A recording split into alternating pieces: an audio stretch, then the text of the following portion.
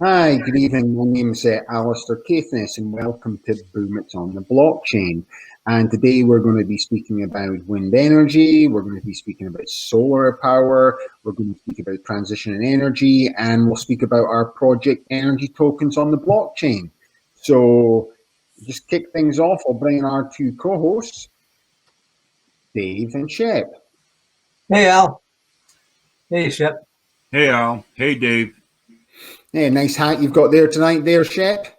You know, showing your political allegiances on the line.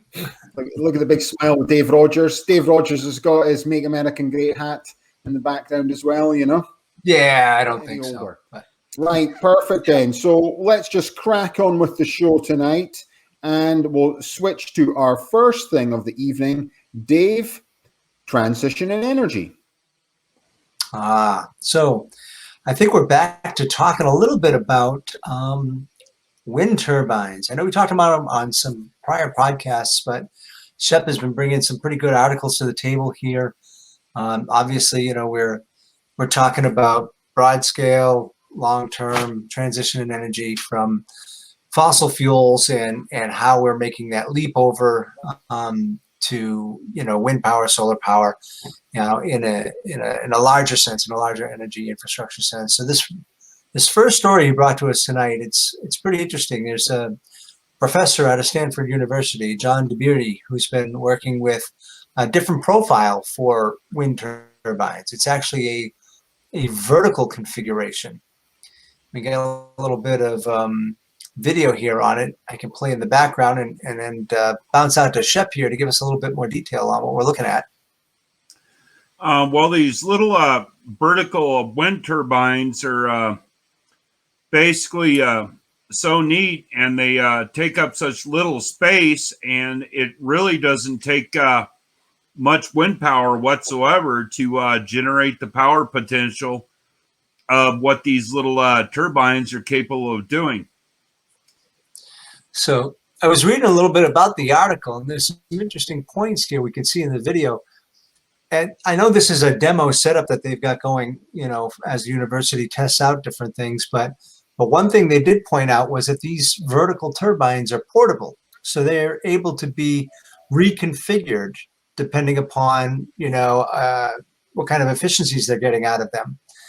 And they also indicated that, you know, unlike traditional turbines where you really have to space them out in order to avoid the wash from one turbine impacting another one, these vertical configurations actually become more efficient when they're closer together. They actually benefit off of each other. Yeah, which it's was really close proximity to perpetuate the wind, and are supposed to be safer for birds. Bats produce less noise pollution, and could be used in efficiency in urban areas because of their small size. Very cool. And very cool. Today's wind turbines are the large spread out horizontal wind turbines, and they have to be circumferentially spread apart in such a displacency, unlike these little miniature wind turbines where they actually work more efficiently closer together. And the other point was that because they're vertical, they're independent of the wind direction. In other words, it doesn't matter. You don't have to orient them to always be facing the wind. Exactly. Because of the configuration. That's pretty ingenious. I've seen them in Holland before in quite a few places, you know, but it's, you know, how big are the farms that have created these things so far? Don't know. This one, as I said, this is a test out of the University of Stanford University. There is another article that Shep did bring, though, of a larger implementation that's going on out of Germany. And just bringing this up here, if you want to share that up, this is I think it's one of the largest vertical turbines that are out there. Exactly. This wind turbine is what they call the Vertical Sky A32. It has a diameter of 32 meters. It's 105 meters high. It's expected to produce 750 kilowatts The A32 wind turbine will be the smallest product in a series of wind turbines ranging from a 750 kilowatt to 1.5 megawatts.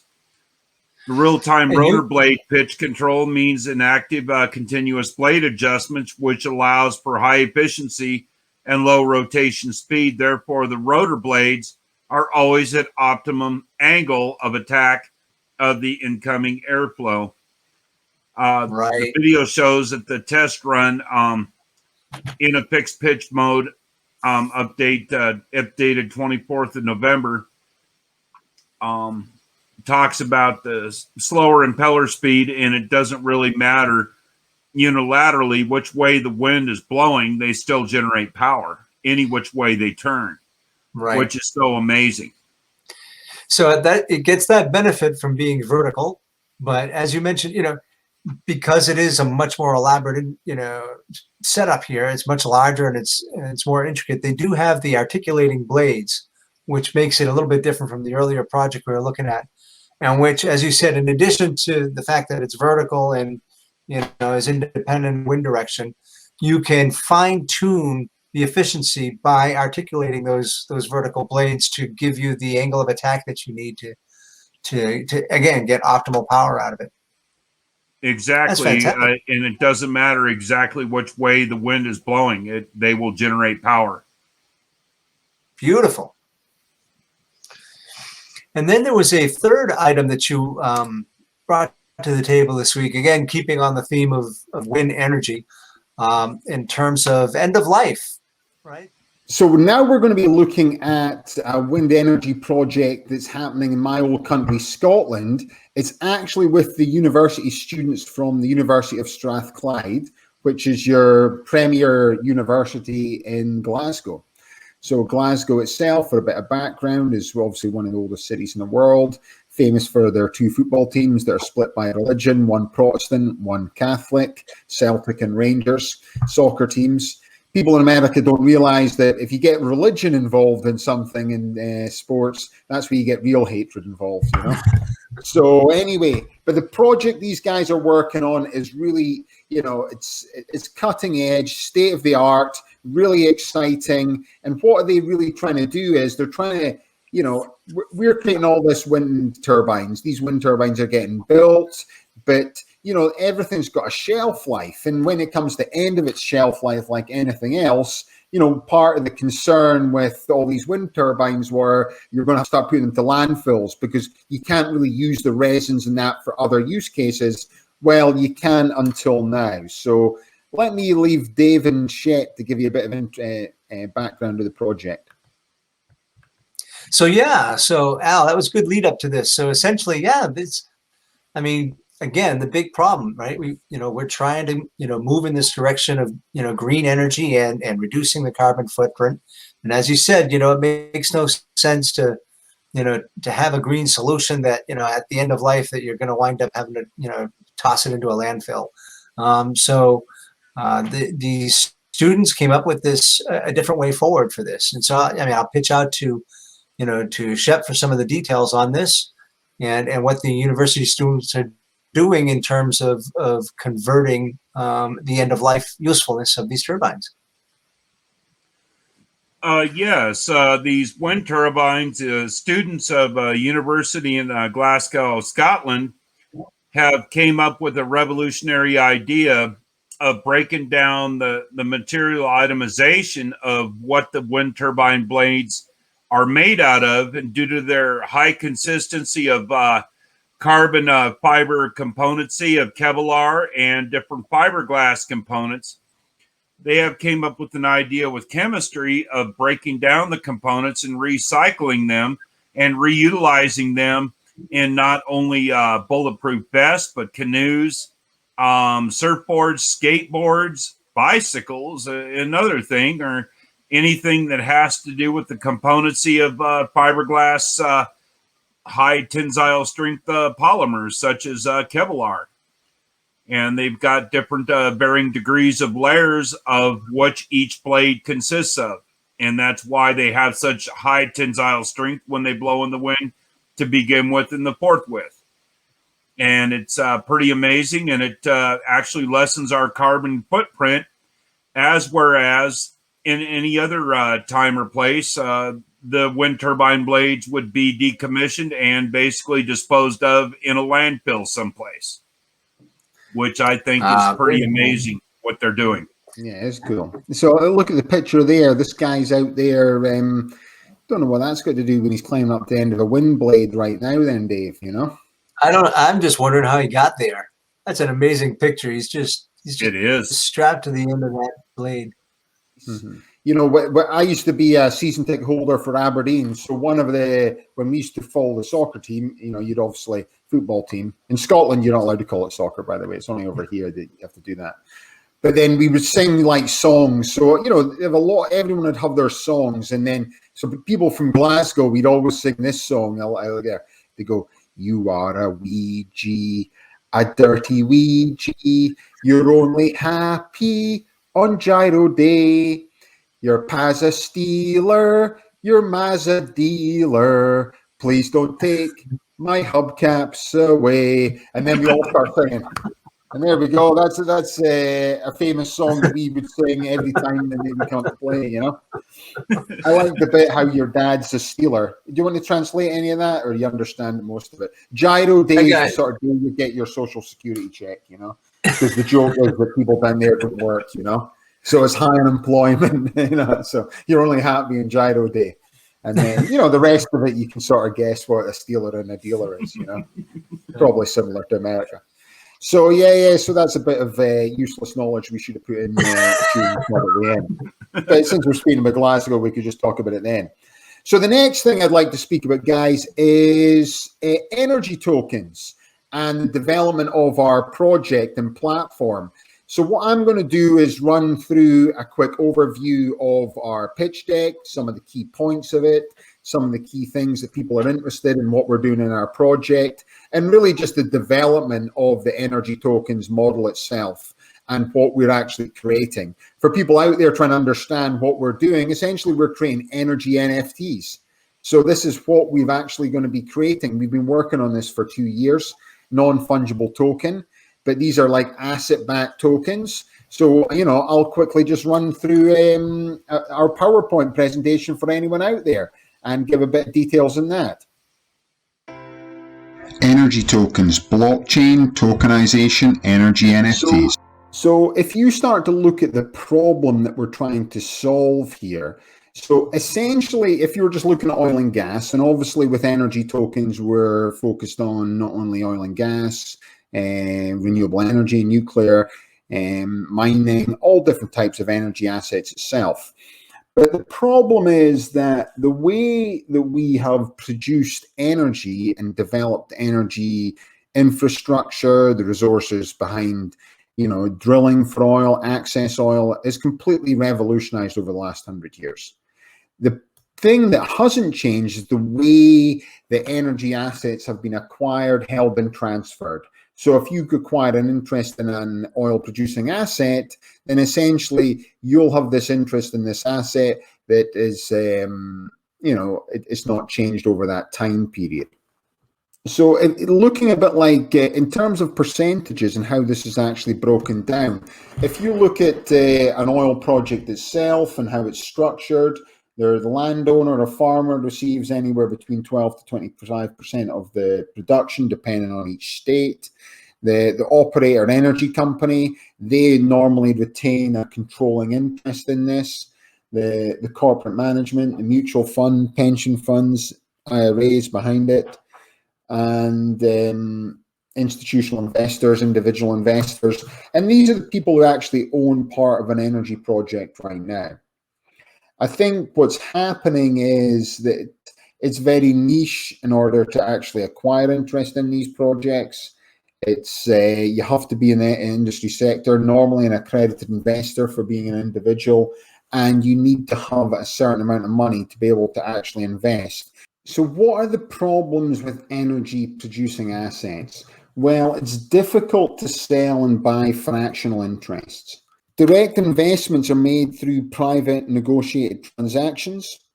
Non-industry investors have limited access to these investments, limited liquidity opportunities by holders for non-controlling interest prior to the sale of the entire asset. And the legal convenience mechanism is antiquated through files and local land registries, etc.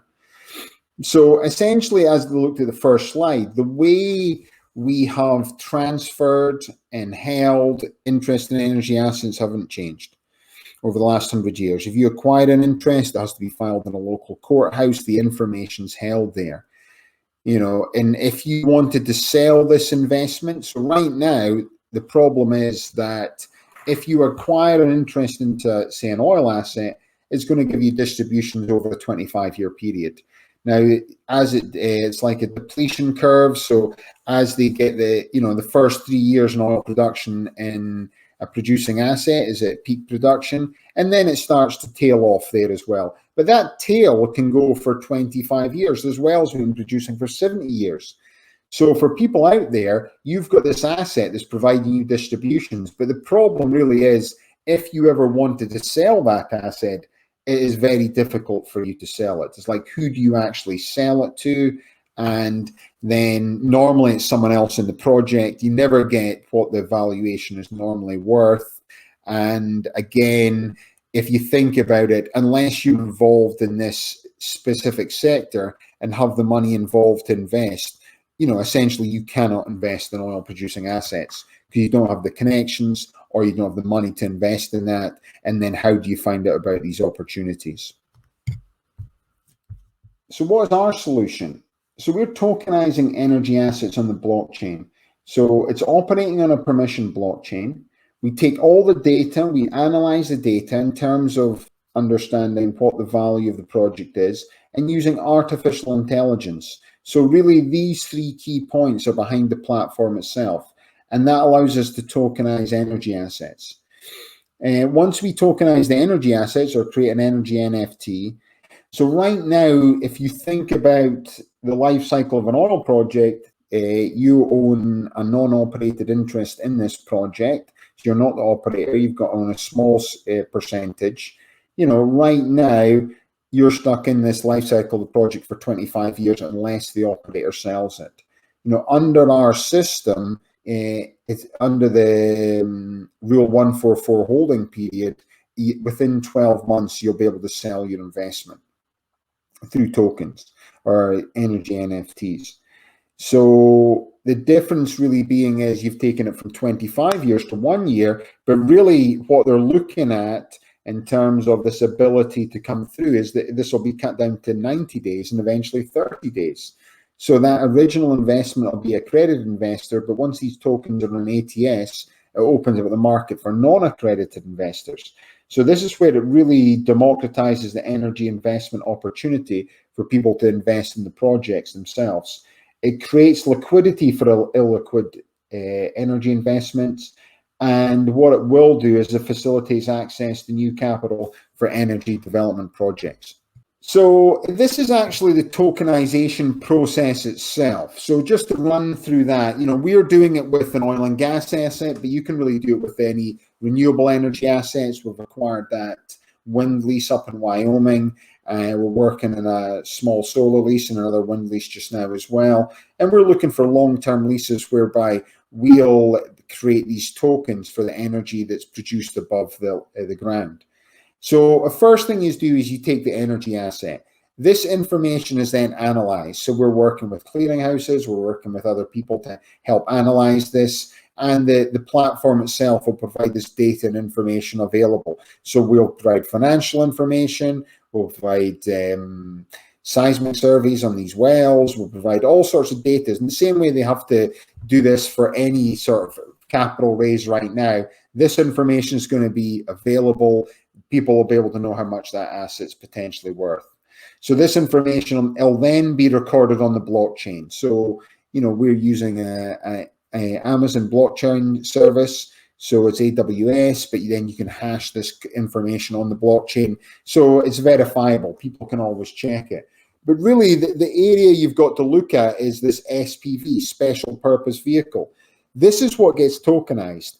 This is a bit like why we're calling them energy NFTs. And this is the bit that the token holders will get. So they'll get financial statements, tax reporting, and then the distributions. And it'll either be cash distributions or it will be distributions in cryptocurrency. So we are looking to use the company Coinbase to be our escrow agent for the crypto side of the business. So if we get investment into any of these tokens in either Bitcoin or Ethereum, it won't be us that's handling this. This will be what Coinbase will be providing.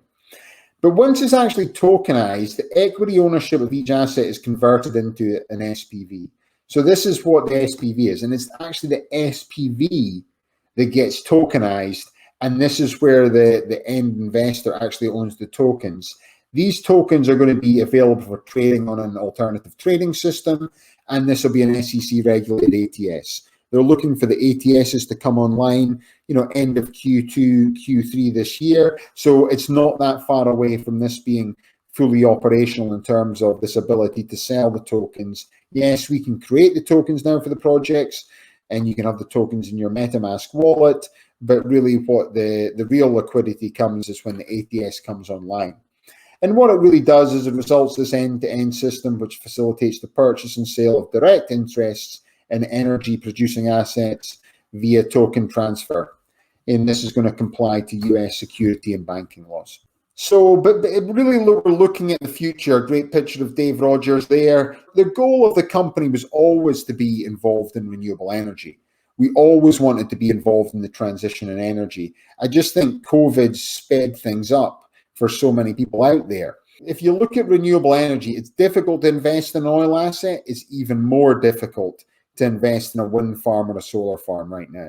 It's like, how do you own a piece of a solar farm or a wind farm that provides you distributions? So what energy tokens is going to tokenize both oil projects, renewable energy projects, and they're going to be operational side by side on an energy trading platform. So this means that as people get distributions in oil projects, what they're going to be able to do is, by unlocking the liquidity in the oil projects and providing investors distributions through the energy tokens platform, essentially what we're doing is creating a pathway to speed up the transition in energy. And I think this is what is key. This is why I believe the blockchain will be one of the key factors in allowing us to speed up this transition in energy. And it's really by unlocking billions of dollars worth of capital tied into oil projects and then creating mechanisms for these oil operators or people involved in funding these oil projects to now direct that investment into renewable energy projects. I think it allows the investor as well as a method to diversify their portfolio. So they're not just going to be in oil and gas. They'll be able to have a certain amount of investment in renewable energy. And then by us creating these in tokens rather than percentages, what it does do is it opens up the market space to your sort of average Joe, if we talk about Joe Biden, to invest in renewable energy projects. So it gives this opportunity for anyone who's interested in investing. But really, this is a bit more in terms of the company history from Zion. Energy Tokens was established by Zion Energy in collaboration, so it just wasn't us that was leading blockchain, data analysis system, tokenization experts, regulatory and trading specialists to develop the energy trading platform itself, which we've now got operational as energytokens.io. Presently we're the largest owner of energy tokens, so anyone that has shares in Zion Energy or has bought in with Zion Coin, you'll own a piece of this platform. And the way our investment's going to increase is as we bring on the new tokens and projects, Zion Energy through the energy trading platform will own a percentage of every single project through tokens going forward. So the bigger the projects we get on, the more projects we get on, the more diversified the projects we bring on there, the more opportunities it is going to be with the Zion Energy itself in terms of the growth of the company. Zion Energy and how we got into this, we own various interests in oil assets throughout the United States. And initially it was 2016, we set the company up. 2017-18, we started to get acquired interest into various projects. And it's really recently we acquired our wind energy lease. So that was us moving into renewable energy, which was exciting for the company. And the other thing that we're looking to do is to continue to acquire interest in project, and we become a fund of interest. So we acquired interest into 42 producing wells in Texas, and these are fractional interests. And what that does, it provides a good, sounding board. And going forward, we can acquire directly into producing assets. So if people say to us, will this project work? Well, it's actually working already. There's Zion coin ownership into multiple projects, and these are from mature producing assets to essentially drilling opportunities, to a wind farm, to mineral rights. We've got multiple investments across the company, but in going forward, the real growth is going to come from the energy tokens trading platform, because this is when we'll be able to create these energy NFTs and bring people on board. And then every single one that comes on board the website, we'll have an ownership of that. Welcome to Chewing the Cud. This is our favourite section of the show, where we share useful or useless information depending on your perspective. Shep, share us something interesting. Yes! Enhancement of knowledge is the highest level of reasoning, logic, and mental functioning as far as I'm concerned. Yep. We learn all the way. We never stop learning. That's what's so amazing. Absolutely. Never stop. You can learn new stuff from just about anybody, from the youngest child to the oldest old man. But no matter how insincere or whatever, how small the learning potential is, you still learn something from somebody every day. Sure. And and I've always found that to be quite amazing. Yeah. Plus, it's fun. I mean, this stuff. Oh, it is. We're seeing the world change. It used to be, decades, of time that would go by before significant things would, significant improvements or significant changes would come along. And then it just became, a matter of a few years. And now it's, months, with the internet connectivity and with the visibility that you have into the projects that are going on. Folks in common industries are able to feed off of each other's discoveries and ideas at a much faster rate. And things are just accelerating in terms of progress. So it's an exciting time to be around and to see where we're going. Oh, it is very much. Even though we're becoming old men. Hey. I'm not that old, neither are you. No. Oh, like I said, keeping into this type of work keeps you young. That it does. So, what got you into wind energy and wind projects? And I mean, what piqued your interest and got you moving in this direction? Well, pretty much my thought of you. I mean, the reason why I don't attend college in Wyoming is because it doesn't match my mindset. Mm-hmm. And that is part of the reason I'm going to Colorado Technical University, because it matches my mindset and my views and the way I see things. Yeah. Excellent. And that's the reason I chose the university I did. And they're pretty prominent out of Illinois as well. Fantastic. Good for you. That's one thing they can't take your knowledge from you. What you've learned in school will always stay with you. It always does. Right. Oh, yeah. Yeah. Keeping yourself well informed and keeping, open to, the sources of information and just trying to read something new every day. Try and instill that in your kids. My son, I try to, let him know, keep himself engaged, Exactly. Especially all the new things that are coming online in operations management. It just boggles my mind, all the new precepts that they're actually introducing artificial intelligence into the supply chain network now. Yep. To basically take over the summits of, the operation manager's position, where they have time to basically point more of their perception and time towards the employees, versus where in the years past they didn't have that. They had to watch basically from the raw materials, watching them be produced to the finished merchandise where they could send it down the supply chain network. Right. Which now with the technology, it makes the employees of the company and so forth more of the centerfold in the front line of the whole company itself. Right. Which is pretty amazing. Yeah. I mean, it's where the attention ought to be. You know, I mean, the rest of the monitoring, you know, with everything else going into the cloud, right, where all of the things downstream and upstream in your supply chain are now having, you know, they're plugged right into the cloud.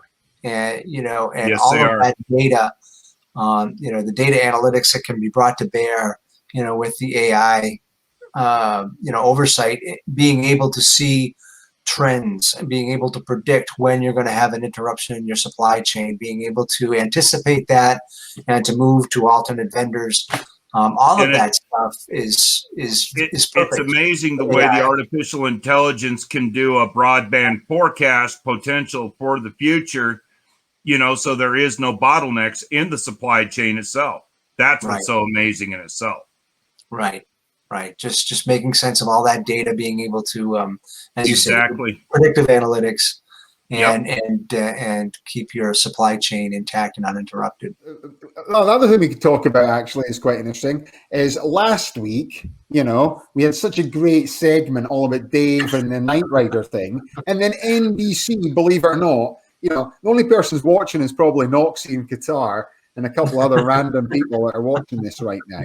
You know, like who's it? The NBC nailed us for copyright infringement. Believe that one. You know, honestly, we were on YouTube for like the 10 seconds. Copyright infringement thing had come down. Basically, big thing saying no one's going to watch this unless you remove the section with Michael Knight. And you click a button, and it's already got the section it wants to remove down to the second, and you just hit trim. So that last video, we've missed that, guys. You know. So and you just said Michael Knight, so they're going to come after us for this one now. I was actually looking. Some guys made a homemade kit car, right? Oh, seriously, it has. So it's like I was checking them. So basically, I'll bring this guy and hold on. Let's see, kit. So for $250, you can get your homemade kit and the thing, and they go. That's actually quite good. I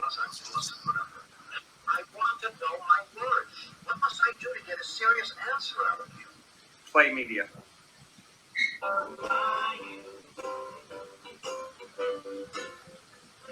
It's not quite the same as the thing, though, is it? You know what I mean? So, but at least we're not going to get any sort of violations from this guy, which is obviously, you know, decent from that perspective. So, but yeah, what I wanted to speak about this week in Chewing the Cud is the recall. Gavin Newsom, what's happening there? Dave, you're a big Californian Democrat. Give us your insight into this. No, I mean, the election's going to be what it is. Whoever it is got to just come with a platform, right? Come with a plan and be able to execute on it. I don't know, you know, how much experience Caitlyn has, you know, in terms of government work, but, you know, we'll wait and see. Again, the person's got to have a plan and they've got to be able to execute. Yeah, I think what was interesting is that 2.1 million people voted to recall Newsom. Of that, they had to get the 1.5 million, I think it was, to hit it. So they were looking for numbers, but they were saying over 35% of the people voted for him were actually Democrats. But this shows how many people with small businesses that were closed down. And I think what sort of shoot him in the foot was the fact that, you know, his little businesses were somehow allowed to open, and that day he was caught having the big jolly up with the doctors and that, you know. Everyone else stayed at home, but it's not just him. It's like all politicians seem to like make the rules and don't stick by them. But that really worked against them. And then now you've got Arnie Schwarzenegger coming out. He was the last governor from the Republican Party to win, and that was on a same in a recount type thing, you know? But what's interesting about this is it's like who's running against them, but Caitlyn Jenner. Give the users a bit of background about that, Dave? No, like I said, I don't think she's got any background in government. I think she's just, running, I don't know, because she thinks she can do a better job. And so again, but I mean, it's, having a plan is one thing, but you need the connections. You need to be able to come in, and you need to be able to convince people and bring people across the aisle and get things done. So that remains to be seen. As you said, there were some bonehead maneuvers, in terms of, public examples. I mean, we were talking about face masks on Zoom earlier. And yeah, of course, it doesn't make sense in terms of, you catching or spreading anything on a Zoom call, but it's an example. It's an example that you're setting. So by example, there were some, like I said, some bonehead moves by Newsom and some inconsistent application of the rules in terms of who should close and who should open and when. And so people are frustrated. Let's see if we can add this. This is Bruce Jenner right now. So this is not right now. Yeah, but obviously no, it's not right now. But look at this is back in the 1976 Olympics. If you look at Bruce Jenner in 1976, he probably is like the best specimen of a man you would see. He looks like some sort of bronze Adonis. Al, what does this have to do with politics? It's not that. It's not really. It's not. It's chewing the cud. It's information about what's happening. This is Bruce Jenner right now in 1976, and he's obviously transitioned to become a Caitlyn Jenner, the first trans person to actually run for a high political position. And that in itself, it sort of opens, it breaks down barriers as well. And I think a place like California is one of these first places that can do this, But if you actually look at this anti-trans bills in America right now, so let's look at these states, both excluding transgender youth from athletics and other anti-trans bills: Arizona, Colorado, it says including all three types of bills, restricting area to access. So it just goes to show you, even in places like America now, Pennsylvania anti-trans bills. So these are bills put up there. This is pretty amazing, really, Access to healthcare in Florida. That is unbelievable, actually. But I know there's different rights. But in terms of disability rights, etc., there's different disabilities in terms of, people with Down syndrome can't marry people who are also with Down syndrome, because this can affect their rights as well to access disability rights that they've already receiving. Weird little laws that things have to change. And I think anything that people are marginalized, it's never a good thing, And California is the best place to do it. And so, outspoken. Yeah, but it's true. California is a good place for this to happen. It's just like people shouldn't be forced to be marginalized for anything they do, I don't think. It's difficult to talk about for a lot of people, It's like, how do we talk about this and bring it up there as well? But it's good to talk about it.